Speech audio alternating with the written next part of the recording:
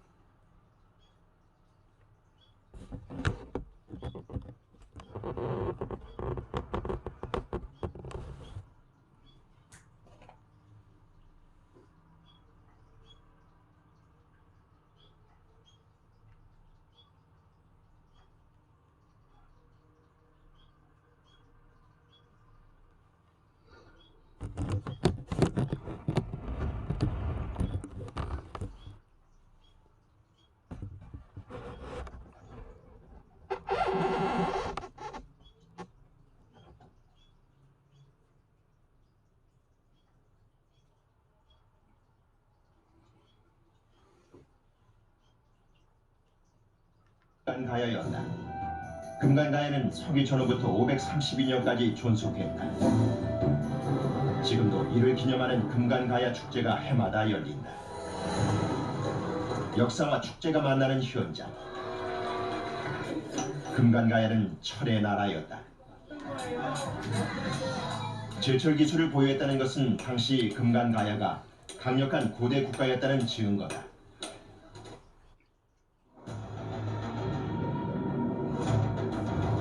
역사상 가장 설레는 금간가야 지배자들의 무덤군인 대성동 고분군. 다양한 철기 유물들이 출토됐다. 각종 무기류와 마구 그리고 철제 갑옷들이 발굴됐다. 작은 무덤에서도 철정이라고 하는 덩이쇠 이제 제철을 해가지고 일정한 규격으로 만드는데요. 그 규격을 한상철부 또는 덩이쇠라고 합니다. 근데 철정이라고 하는 그런 덩이쇠인데 이런 덩이쇠들이 작은 무덤인데도 한꺼번에 200장씩 출토가 되고 있거든요. 특히 학계에 관심을 끈 것은 철정이라는 덩이쇠였다. 그렇다면 덩이쇠는 어떻게 만들어졌을까? 가야 방식 그대로 철정을 재현하는 곳을 찾았다. 먼저 철광석을 넣은 재련로를 가열한다. 이때 사용되는 연료는 목탄. 철광석에서 쇳물을 분리하기 위해서는 약 1500도의 온도가 필요하다. 일정한 온도에 이르자 마침내 쇳물이 녹아내린다.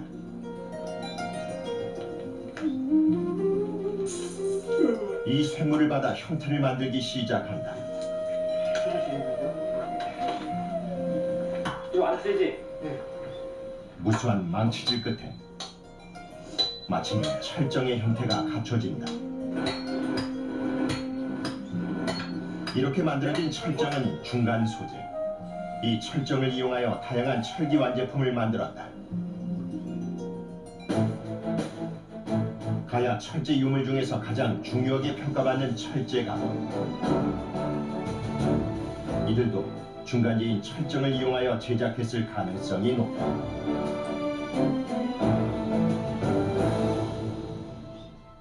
갑옷은 지금 가야 고분군에서는 우리나라에서 거의 압도적인 다수를 차지하게 13채가 지금 출토가 되고 있습니다. 인접의 백제와 신라 그리고 심지어는 그런 고구려 같은 경우에도 실제 신문은 아직까지 출토가 되고 있지 않습니다.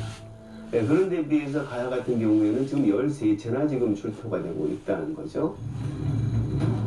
가야는 이 철기 기술을 바탕으로 한 시기 강력한 세력으로 성장해 나가던 것이다.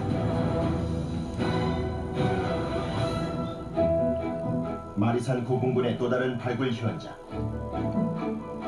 바로 5-15 고분 발굴 현장이다. 5-15분은 13호분 발굴을 위한 준비 과정에서 우연히 발견된 부분이다. 처음에 이거 5-15분 위주로 해서 들어왔는데 공군이 주저앉아 있어 고분인 줄 몰랐던 것이다. 계속 목적에는 아직 제대로 발굴이 안 된 상태입니다. 덕분에 도굴의 피해를 입지 않은 온전한 상태의 발굴이 진행되고 있다. 형태는 물이 조금 이상하고 약간의 어떤 약간의 변화가 좀 있지만 역시 가장 많은 출토품은 톡이다.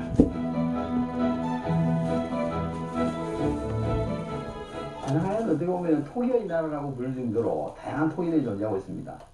특히 가야는 여러 개의 문화권으로 나뉘어지는데 4세기 때 이후에 가면은 아라가야 지역이 다른 지역과는 다른 토기 문화권을 가지고 있습니다. 그래서 그 토기 문화들이 전라도 지역까지 전파가 되는 이런 모습을 가지고 있죠.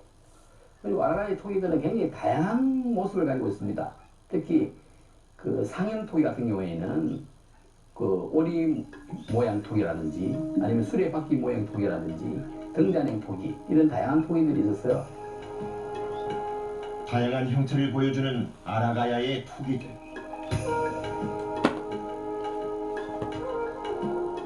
다양성뿐만 아니라 그 정형성도 매우 뛰어난 것으로 평가받고 있다. 그런데 이 아라가야 톡에는 또 하나 놀라운 비밀이 있다. 토기편에 새겨져 있는 줄무늬 문양들. 이는 아라가야 토기 제작자들이 새긴 것이다. 즉 원산지를 밝히는 일종의 부호인 것이다. 그런데 이런 부호가 새겨진 토기가 남원, 김해, 부산 그리고 합천, 대구 등지에서도 발견된다. 아라가야 토기가 가야뿐만 아니라 신라 지역까지 퍼져나간 것이다. 특히 5세기 때의 아라가야 토기는 그 대표적 양식으로 하얀문 투창 토기라고 얘기하는데 그 토기의 밑부분에 하얀문, 불꽃무늬 토기 문양이 새겨져 있어서 이런 토기를 가지고 있는 투창 토기가 다양한 지역에서 발굴되고 있습니다. 특히 일본 지역에도 발굴되고 있거든요. 그래서 일본과의 교류를 갖다 보여주는 의미이기도 하고. 그렇다면 이런 아라가야 토기는 어떻게 만들어졌을까? 화염문 투창 토기를 실제 만들어 보았다. 아라가야 토기의 또 하나의 특징. 그 두께가 매우 얇다는 것이다. 그래서 제작 과정에서 이렇게 무너지는 경우도 적지 않다. 그런데 이렇게 토기의 몸체에 구멍을 낸 이유는 무엇일까? 여기에는 토기의 형태를 유지하려는 과학이 숨어 있다. 토기를 굽는 과정에서 내부의 열이 발산되어 깨어지지 않도록 하기 위한 것이다. 아라가야 토기의 투창에는 이런 놀라운 지혜가 숨어 있었던 것이다. 토기와 더불어 또 하나 아라가야가 남긴 놀라운 유물이 있다. 가야읍 보암리에서 국내 최대의 가야 부분이 발굴됐습니다. 지난 1992년 아파트 신축 공사장에서 발견된 아라가야 고분 하나. 500여 년 전 역시 수장급의 무덤인 이곳에서 세상을 깜짝 놀라게 한 유물이 발견됐다. 바로 이곳에서 보존 상태가 좋은 길이 140cm, 폭 40cm의 말 갑옷이 처음으로 발견됐습니다. 그것은 마가, 바로 말 갑옷이었다. 이 말 갑옷은 그 마갑이라고 하는 것이 그 완형으로 조사된 것이 함안 지역에서 처음이었습니다. 그리고 또 중요한 것은 이 마갑이라고 하는 것은 고구리 고금백화에 나타나고 있습니다. 이게 삼실총이나 그리고 쌍용총 같은 이런 고금백화에 나타나고 있거든요. 이걸 통해서 볼 때 함안 지역의 아라가야와 그리고 고구려가 서로 문화적인 교류를 했었다라고 하는 이런 증거를 보여주고 있습니다. 길이 140cm, 폭 40cm. 마갑은 완벽한 형태로 세상에 드러난다. 전투용 말에게 철제 갑옷을 입힌 아라가야. 아라가야는 토기의 나라이자 철의 왕국이었던 것이다. 가장 늦은 시기까지 그 역사를 이어간 가야는 대가야였다. 지금의 경북 고령을 중심으로 발달했던 대가야. (6세기) 중년 신라에 복속당할 때까지 520년의 역사를 이어왔다. 더 산뜻하고 더 깔끔하게 깨끗한 아침 참 열려라 참깨. 대가야 역시 찬란한 문명을 남겼다. 각종 금동 제품과 화려한 대도 등은 대가야의 위상을 그대로 말해주고 있다. 특히 대가야 고분에서는 독특한 장묘 문화를 엿볼 수 있다. 박물관 안에 재현해놓은 지산동 제44호 고분. 무덤 안에는 피장자와 함께 묻힌 순장자가 누워있다. 원래 시작은 금관가야의 대성동 고분군에서 일찍 시작이 됩니다. 근데 그 시작이 될 때에는 3명 내지 한 5명 정도까지 순장을 시키거든요. 그러다가 이제 시기가 한 200년 정도 지나가지고 고령의 지산동 고분군 같은 데 가면 뭐 60여 명에서 심지어는 한 90명 정도까지 추정할 수 있는 그런 순장자들을 함께 데리고 가는 거죠.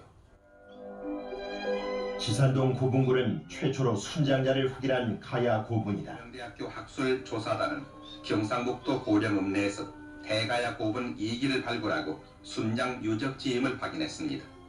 이 조사단은 현장을 조사한 끝에 이 고분의 주인공은 5세기경 대가야국의 왕이었을 것으로 추정하고 그와 함께 시종자들이 묻힌 순장 유적지로 밝혀냈습니다.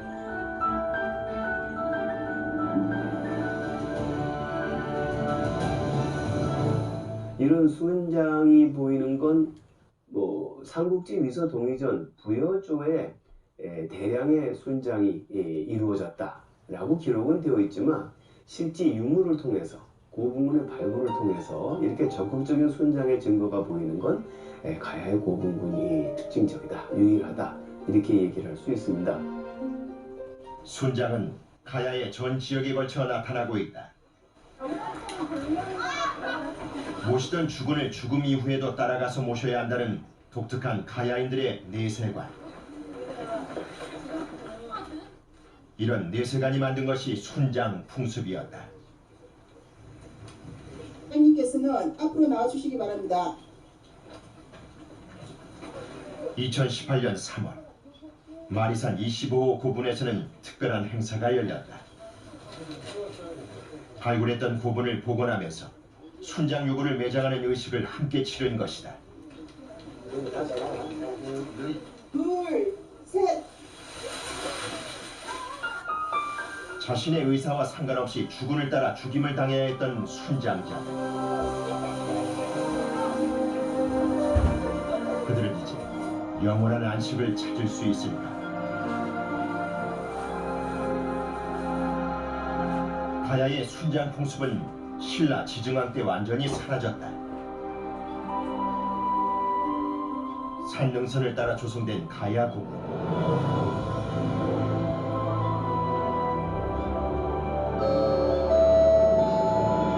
순장자의 비운과 함께 숱한 유물을 품은 타임 풍수. 이들 고분에서 출토된 다양한 가야 유물들은 무엇을 말하고 있을까? 고분군에서 출토되는 유물 중에 우선 특별하다고 하면 강의 교류와 관련되는 유물들은 그런 느낌을 좀 받을 수가 있습니다. 메이드 인 차이나 시작해가지고 독방 유물족들의 그런 특색이 있는 유물이지. 그 다음에 또 바다 건너 일본족들의 외인들의 유물이라든지 심지어는 로만 그레스와 같은 아마도 실크로드를 통해서 지금 현재로는 가야가 독자적으로 입문을 했다고 생각하는데요. 그런 그 로만 글래스까지 출토가 되고 있거든요. 그러니까 이런 대외 교류를 보여주는 즉 수입품과 같은 이런 물산들이 많이 보이는데 우선 가야 부분에 출토되는 첫 번째 인물의 특징이라고 할 수가 있을 것 같아요. 한반도 동남부의 가야. 그러나 그 교류의 폭은 동아시아를 넘어서고 있었다. 이런 가야의 국제성을 보여주는 고분군이 있다. 하천 한강유역에 자리 잡은 옥전 고분, 다라국이라는 작은 가야 왕국이 있던 곳이다. 지난 1980년대 처음 발굴 조사가 진행된 옥전 고분군. 이곳에서는 가야의 교류 범위를 보여주는 놀라운 유물이 발견됐다. 이번에는 신라동 행정복지센터에서 알려드립니다. 김천시에서는 경상남도 합천군 성산리 옥전고분의 2차 발굴 현장입니다. 각종 장식류와 옷제품, 그리고 판도 대도 등의 미세품과 마구류 등 수많은 유물이 발굴됐다. 징수 활동을 전개하고 있습니다. 아직까지 각종 지방세를 납부하지 않으신 납세 이들 중에서 가장 관심을 끈 것은 로만 글라스. 로마 제국이나 서역에서 생산된 유리 제품이 가야 고분에서 발견된 것이다. 가야의 교류는 멀리 로마와 서역까지 다 있었다. 지금까지도 로만 글래스는 신라의 남의 정도가 출토되었을 뿐입니다. 우리 고대사에 있어서는. 그런데 그게 빨라도 5세기 이전에 올라가지 못합니다. 근데 그보다 빠른 4세기 2사분기 정도 되는 대성군 91호군에서 로만 글래스가 출토가 됐습니다. 그러니까 모든 물품들이 신라를 통해서 들어왔거나 백제를 통해서 들어왔거나 그런 설명들을 지금까지 해왔는데 이런 시기의 로만 글래스는 지금 고대 한국 어디를 펼쳐놔도 없습니다. 역시 이 가야도 실크로드와 맞닿아 있다. 이런 얘기를 우리가 이제는 새롭게 할 수 있게 됐죠. 가야의 교류와 개방성을 보여주는 또 다른 고분이 있다. 경남 고성을 중심으로 발달했던 소가 바다를 끼고 있는 지역이다. 송악동 고분군은 모두 7기의 고분으로 이루어져 있다. 구릉 정상부에 있는 가장 큰 1호 고분. 그런데 이 고분에서는 다른 고분과 확연한 차이가 발견됐다. 고분 내부가 붉은색으로 칠해져 있었던 것이다. 우리나라 최초의 채색 고분이었다. 그런데 이런 채색 고분은 일본에서도 발견된다. 후쿠오카현의 찌깐도 고분 내부도 송악동과 마찬가지로 채색이 되어 있다.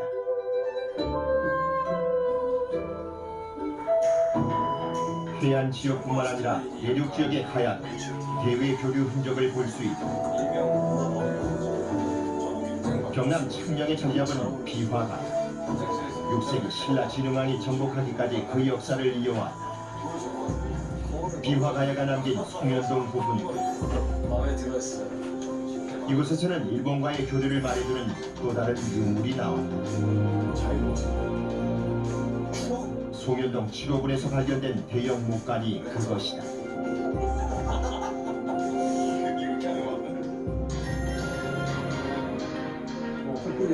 지난 2005년 이 목간이 완벽한 형태로 세상에 모습을 드러냈다. 그런데 이 목간에 사용된 나무가 일본에서 자생하는 녹나무로 밝혀졌다. 녹나무는 일본에서 주로 자생하는 나무입니다. 그리고 이 목간 자체가 그냥 흔히 그 사람의 무덤 관에 있었던 그런 목간이기도 하지만 그 배를 재사용해서 재가공해서 만든 그 목간입니다. 즉 일본에서 자생하고 있는 나무로 만든 배로 사용됐던 부대를 이용해서 목간을 사용했다는 것입니다. 가야의 교류는 비단 일본에만 국한된 것이 아니었다. 남원 두랑리 고분, 이곳에서는 중국과의 교류를 말해주는 유물이 출토됐다. 바로 동교, 청동 거울이었다. 뒷면에 다양한 문양이 새겨진 이 청동 거울. 조사 결과 중국에서 건너온 것으로 판명났다. 역시 남원의 월산리 고구. 이곳에서 발견된 해수, 즉 닭머리가 새겨진 이 병도 중국제로 밝혀졌다. 2000여 년에 이르는 가야 역사의 시간. 그 시간 동안 가야 고분이 품어온 문명의 핵심. 그것은 활발했던 가야의 교류였다. 이제 가야 고분이 새로운 변신을 꾀하고 있다. 2018년 4월 가야 고분의 유네스코 세계유산 등재를 위한 전문가 회의가 열렸다. 가야 고분의 아름다움과 그 역사적 가치를 어떻게 알릴 것인가? 가야 고분의 가치를 전 인류와 함께 공유하려는 노력. 각계각층의 전문가들이 머리를 맞댔다. 가야 고분의 세계문화유산 등재. 이를 위해서는 갖춰야 할 조건이 있다. 탁월한 보편적 가치를 지녀낸다. 그리고 탁월한 경관적 가치가 있는다. 가야 고분의 경관적 가치를 다시 확인해 보기로 했다. 문화재 전문 촬영가인 서흥강 작가. 지난 25년간 우리 문화재의 아름다움을 담아온 전문가다.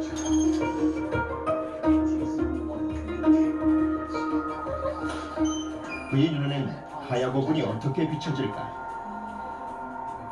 그가 가야 고분을 찾았다.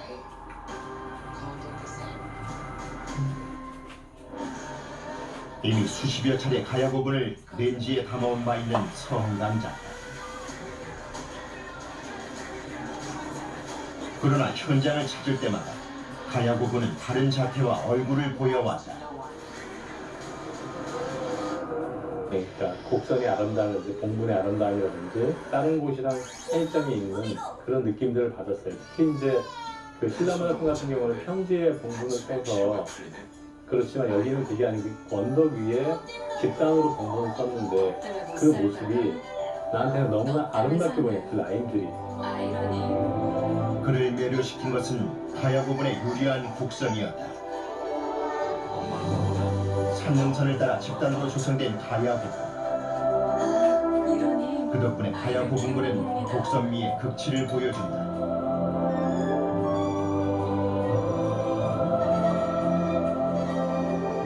왕궁에서 고분군을 한꺼번에 파노라마처럼 조망할 수 있는 그런 위치를 잡고 있습니다.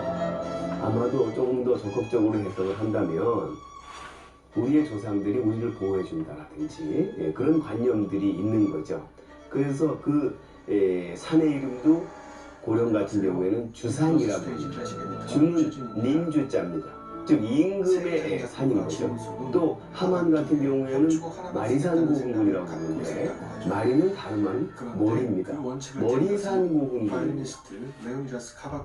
우리는 내 고객만을 생각합니다. 1억 명의 고객. 이유가 있습니다. 역사적 의미와 그 아름다움까지 충분히 담고 있는 가야 고분. 최근에는 외국 학자들도 이 가야 고분에 주목하기 시작했다. 영국의 저명한 고고학자가 마리산 고분군을 찾았다.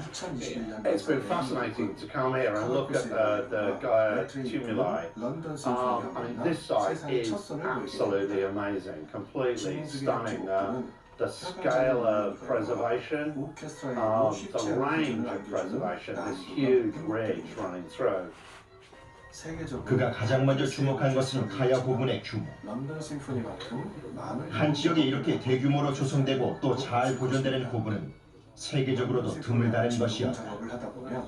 The other places is very much just the king. It's just that real, you know, the very most important person who's been buried with these incredibly lavish burials. This is actually spread across a much broader culture and range, which I think is really fascinating. 세계 유산 등재를 위한 또 하나의 기준은 교류사적 가치. 첫 순간을 놓칠 수 없겠죠. 지금까지 톰 마이스터 출신 과연 가야 고분은 문명의 교류사적 가치가 있는가?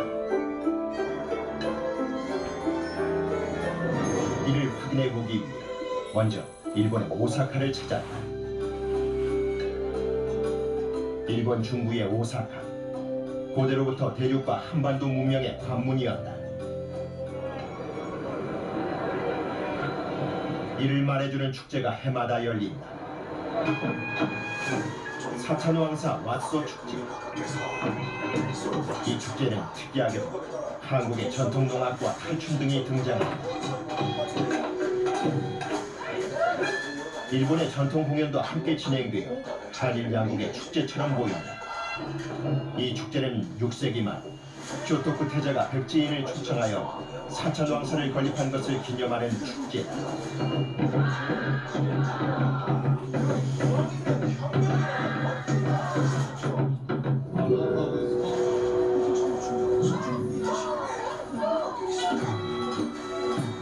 그러나 축제 참가자들이 연신 왓소를 외친다. 오사카 해안에 도착한 한반도인들을 보며 왓소라며 반긴내서 유래했다는 설이 있다. 그런데 축제 행렬의 맨 앞 가야 깃발이 보인다.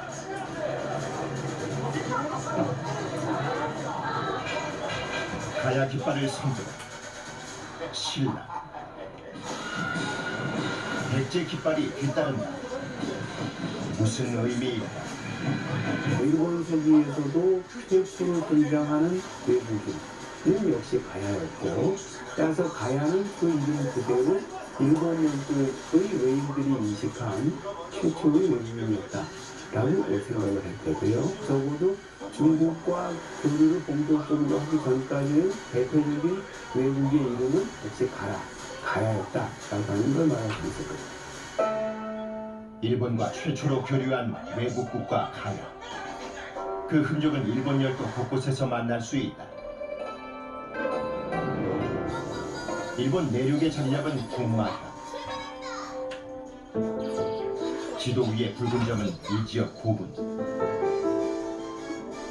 군마현 역시 역사의 도시였다. 이 지역은 고대로부터 말의 주요 생산지였다. 이곳에서 기른 말을 일본 전역에 공급했던 것이다. 따라서 말과 관련된 유물과 유적이 많이 발견되기도 했다. 군마 혈립 역사박물관.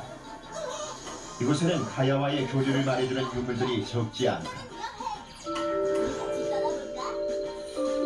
이 지역 고분군에서 발굴된 유물들이 잘 전시되어 있는 박물관. 많은 발굴품 중에서 비상한 관심을 끈 유물이 있다.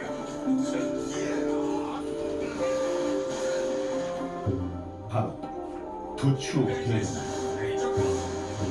손잡이 끝부분이 뭉툭하게 생긴 특이한 생김새. 이는 한반도나 중국에서는 발견되지 않는 것으로 일본 고유의 도검 형식으로 알려져 있다.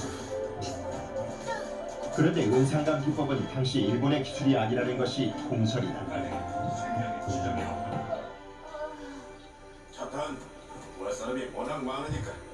둥근 고리칼, 한두 대동. 둥근 고리 안에 용과 공학 문양이 뚜렷한 가야 부분에서 출토된 것들과 똑같은 형태다. 그렇다면 이 환두 대도는 어디서 만들어진 것일까? 特にですね、この2つのですね、上の塚の部分、塚頭の部分はですね、非常に細かい装飾があるんですが、この辺の作りとかがやはりその茅地域の装飾のついた太刀とよく非常に似ているものがありまして、その点からそこで作られた可能性も一つ考えられるというふうに思っております。 일본과 가야 대도의 비교. 가야에서 만들어진 것이 확실하다. 이 지역의 또 다른 박물관. 이곳에서도 가야 문물을 원형 그대로 볼 수 있다. 이거 어째? 탄이 어디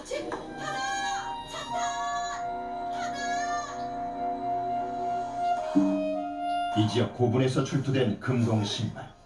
사파리 세이버 표시 다 했어. 가야만의 제작 기법을 그대로 보여주고 있다. 가야의 신발은 윗부분과 아랫부분을 접합한 것이 특징이다. 독특한 제작 기법과 화려한 장식의 금동 신발, 역시 가야의 것이었다. でその埋葬施設の中からよく見つかっているんですけれども、そのお墓の形、それから植類が見つかったことから、この地域に朝鮮半島系の方が来ていて、でこの地域で、活動して、そして埋葬されたということが分かるということがまず大事かなと思います。 군마연 고분의 발굴 유물들을 모아놓은 또 다른 자료가 또 하나의 놀라운 가야 문물이 전시돼 있다.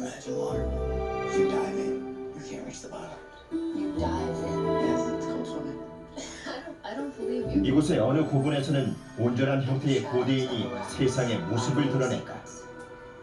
화산재를 뒤집어 쓴 채 발견된 그는 철제 갑옷을 입고 있었다.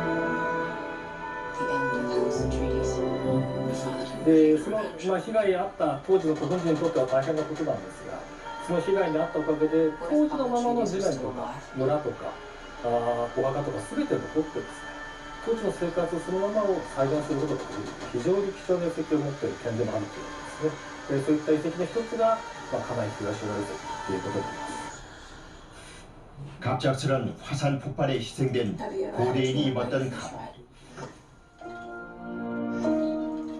화산재 덕분에 갑옷은 원형을 유지하고 있다.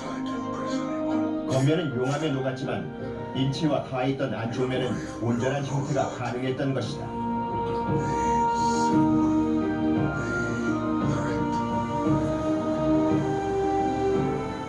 얇은 철판을 이어붙여 만든 철제 갑옷. 이런 제작 기법은 가야의 방식 그대로다.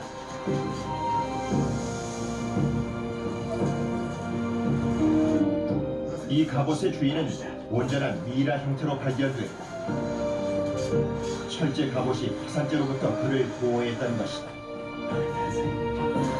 그는 누구였을까? 한반도로 이중이라고 생각되는 인골이 나왔습니다. 예를 들면 1호 인골인데 이 1호 인골의 경우에는 형질적인 특징도 다를 뿐더러 소지하고 있었던 예를 들면 숫돌이라든지 또는 사선 뿔을 끼워서 자루로 만든 도자, 그리고 은으로 장식한 창, 이런 것들을 봤을 때 역시 대가야와 관련된 인물이 아닌가 이렇게 추정됩니다. 갑옷의 주인이 갖고 있던 유품들 역시 가야 유물로 판명되었다. 휴대용 숫돌인 지사, 은으로 장식된 창들은 당시 일본에서는 생산되지 않는 것들이었다. 자연스레 가야 제품으로 인정받을 수밖에 없다. 群馬県内に捉え系の輸出が基本的に一番多く出るのは5世紀の中頃以降ですね。当時は朝鮮半島でいうとカヤあるいは九段、その辺りの地域との交流でもたらされたものがたくさん実は出ているんです。日本の国内では作れないようなものですね。サゲトもそうですし、それから矛ですね。それからシュタイグなんかでも非常に特徴的な排石状のシュタイグとか、そういったものが実は出てきてるんですね。 군마현 남쪽의 사이타마현. 이곳의 이나리야마 고분에서는 일본 학계를 흥분시킨 놀라운 유물이 한 점 발굴됐다. 1968년 발굴 당시 가장 큰 관심을 끈 것은 대두, 즉 큰 칼이었다. 그 대두가 지금은 일본의 국보로 지정돼 있다. 길이 73.5cm의 이 칼은 서기 471년에 만들어진 것으로 밝혀졌다. 그런데 놀라운 것은 이 칼에서 모두 115자의 명문, 글자가 발견된 것이다. 정교한 금상강 기법에 글자까지 새긴 이 칼. 그 제작자 역시 당대 한반도인이었다.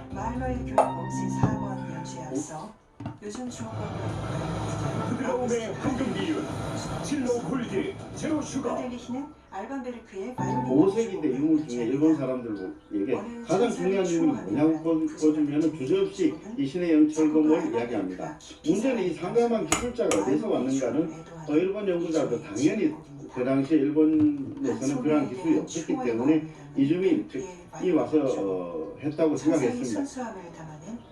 일본 혼슈 서부에 위치한 효고현. 특별한 감동을 전해줄 것입니다. 이곳 역시 가야와의 교류 흔적이 남아있다. 최은기였습니다. 이를 말해주는 유물, 바로 가야의 철장과 철제품들이다. 김과장이 밥비를 먹는 거랬어. 아? 이곳 연구센터에서 귀중하게 보관하고 있는 유물 하나, 바로 철제 토. 이런 가야 철